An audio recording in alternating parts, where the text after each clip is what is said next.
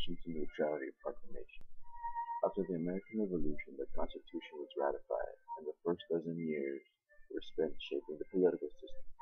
George Washington, with his simplicity and virtue, led the nation and assumed presidency. Just as the Constitution process began, so did the French Revolution, and Americans felt obligations towards France.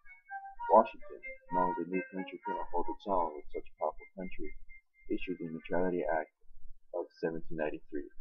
This urged the U.S. to avoid permanent alliances with foreign powers. The policy had long-lasting effects with foreign affairs. Throughout history, isolationists used neutrality in debates, especially entering both world wars. Marbury versus Madison. In 1800 to 1830, the Supreme Court was under Chief Justice Marshall. The decision that was made under his office led to the increase in power of federal government over states.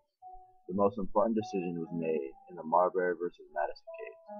In the final weeks of his administration, John Adams filled up the judge slots to solidify Federalist power.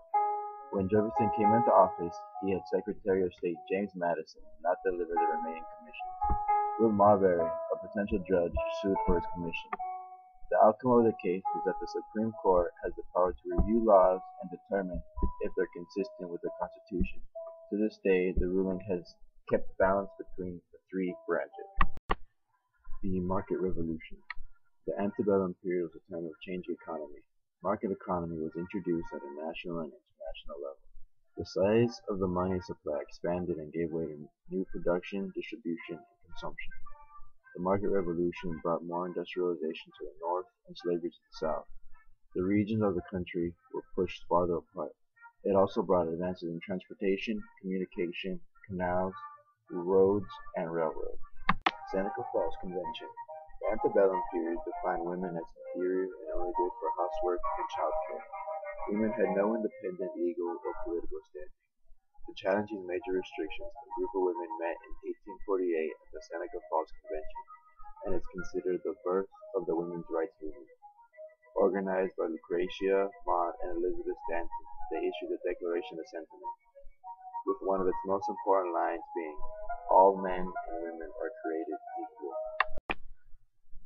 Uncle Tom's Cabin. It was written by Harriet Beecher Stowe. It was a graphic, sentimental novel showing the brutality of slavery. For Northerners, slavery received a human face. Southerners were angry at the book and tried to ban it. Tensions flared after publication. Battle at Wounded Knee.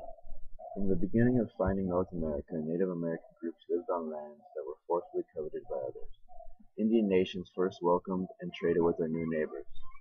Treaties were made, and the savages were forced to assimilate and surrender to Americans or die trying to fight.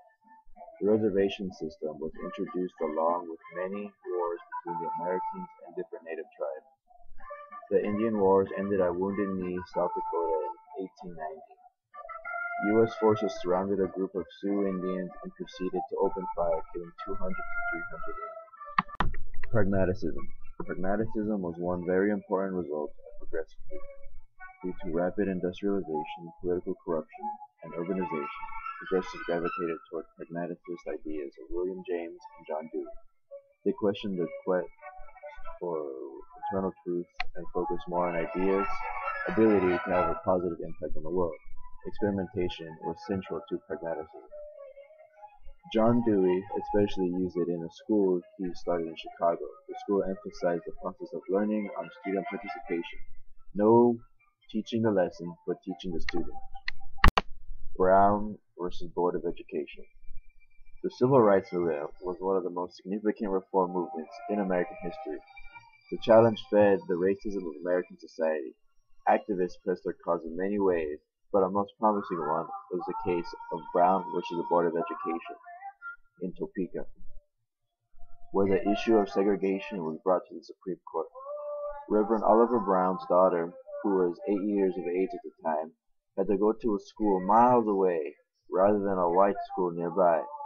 The court heard many types of evidence, even psychological impact of segregation on the young, and the court ruled that segregation in schools was unfair.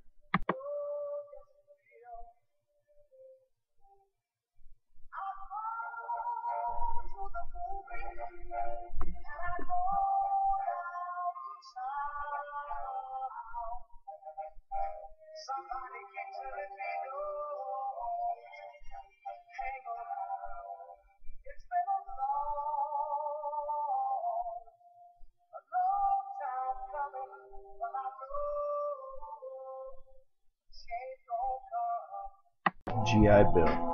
Between 1946 and 1960, the post-war years, there was a great growth in the economy and domestic products. There were rises in the middle class. After the war, the federal government helped returning veterans adjust to society and the economy with the Servicemen's Readjustment Act, or the GI Bill. This bill provided low-interest loans for veterans to purchase homes or attend college and etc. The GI Bill continues to this very day.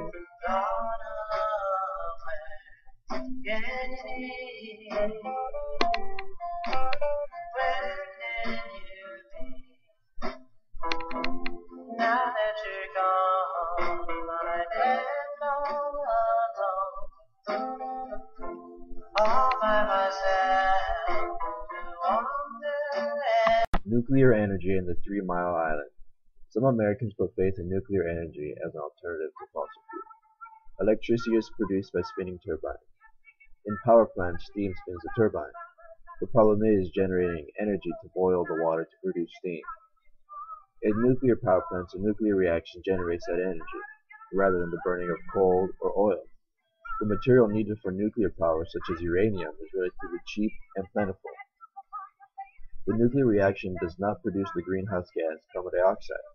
However, problems are associated with nuclear power. The waste product of a nuclear reaction is radioactive and must be safely disposed. Also, accidents can occur that can have devastating effects on the environment. The worst nuclear accident in world history was in Chernobyl, Ukraine, formerly part of the Soviet Union in 1979. These accidents raised significant concerns among Americans about the safety of nuclear power, but currently 20% of electricity is generated by nuclear power in the United States.